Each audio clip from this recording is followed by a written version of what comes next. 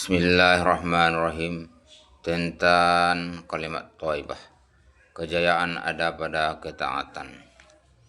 Dari Semarah bin Jundub Ranhu berkata, di antara pertanyaan yang sering dikemukakan oleh Rasulullah SAW kepada para sahabatnya adalah, apakah ada seseorang dari kalian yang bermimpi?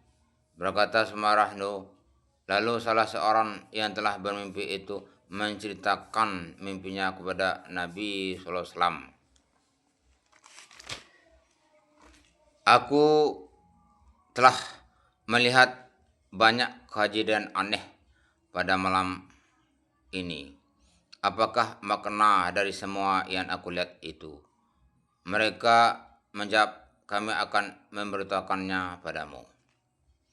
Adapun yang pertama, yang kamu lalui, yang kepalanya sedang dilempari dengan batu, sesungguhnya ia adalah orang yang mempelajari Al-Quran, tetapi kemudian ia melalaikannya, atau tidak mau membacanya dan tidak beramal dengannya, dan ia tidur tanpa mengerjakan sholat fardu.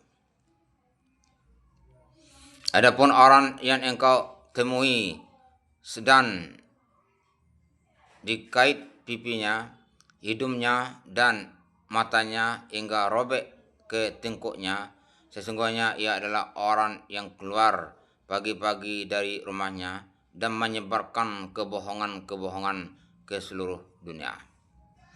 Adapun beberapa orang lelaki dan perempuan yang telanjang yang berada dalam tungku, mereka adalah para penzina laki-laki dan perempuan. Adapun orang yang engkau dapati sedang berenang di sungai dan diberi makan batu, ia adalah pemakan riba. Adapun seorang lelaki yang berwajah amat jelek dan sedang mengelilingi api yang dinyalakan, itu adalah malaikat Malik, penjaga neraka Jahanam. Adapun laki-laki yang bertubuh tinggi yang berada di dalam taman, ia adalah Ibrahim alaihissalam. Sedang anak-anak yang banyak yang mengelilinginya, mereka adalah anak-anak yang mati dalam keadaan fitrah. Perawi menambahkan, sebagian kaum muslim bertanya kepada Nabi SAW, wahai Rasulullah, bagaimanakah dengan anak-anak kaum musyrikin? Rasulullah SAW jawab, anak-anak kaum musyrikin juga. Adapun orang-orang yang separuh wajahnya tampan dan separuhnya jelek, mereka adalah orang-orang yang memperadukkan amal soleh dan amal buruk, tetapi kemudian Allah mengampuni mereka. Arsyad Bukhari. Dari Abu Dzar dan Abu Darda anhuma, bahwasanya Rasulullah SAW bersabda, sungguh pada hari kiamat nanti akan aku mudah mengenalkan umatku di antara umat-umat yang lain. Para sahabat Umar bertanya, wahai Rasulullah, bagaimana engkau dapat mengenal umatmu? Beliau menjawab, aku mengenal mereka melalui tanda yang ada pada dahi-dahi mereka dari bekas sujud, dan akan mengenali mereka karena kitab-kitab atau buku catatan mereka diberikan pada tangan kanan mereka. Aku mengenali mereka melalui tanda yang ada pada dahi-dahi mereka dari bekas sujud, dan aku juga mengenali mereka melalui sebuah nur yang khusus yang berjalan di hadapan mereka. Arsyad Ahmad. Keterangan, nur ini adalah cahaya iman setiap mukmin. Setiap orang mukmin akan mendapatkan cahaya sesuai dengan kekuatan imannya.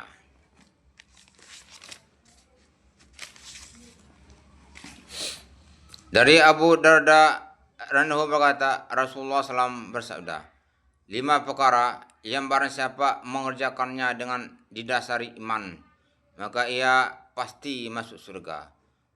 1. Orang yang menjaga sholat 5 waktu dengan menyempurnakan wuduknya, rukuknya, sujudnya, dan menjaga waktu-waktunya yang telah ditetapkan. 2. berpuasa pada bulan Ramadan. 3. Menunaikan ibadah haji ke Baitullah jika ia memiliki kemampuan. 4.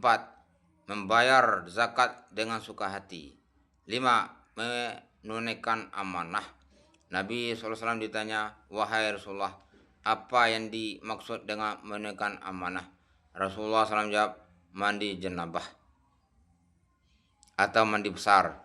Karena Allah SWT tidak mempercayakan pada Bani Adam untuk melakukan suatu amal di antara amal-amal agama, kecuali suci dari jenabah. Riwayat Tirmizi.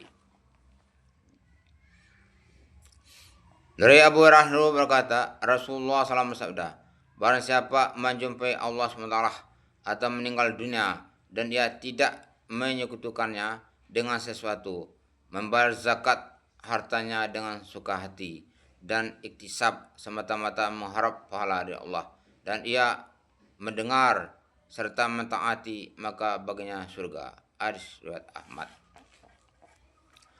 Dari Fadilah bin Ubaid meriwayatkan bahwa Rasulullah SAW bersabda, mujahid atau penjual di jalan Allah yang sebenarnya adalah orang yang berjuang melawan hawa nafsunya sendiri. Hadis riwayat Tirmizi.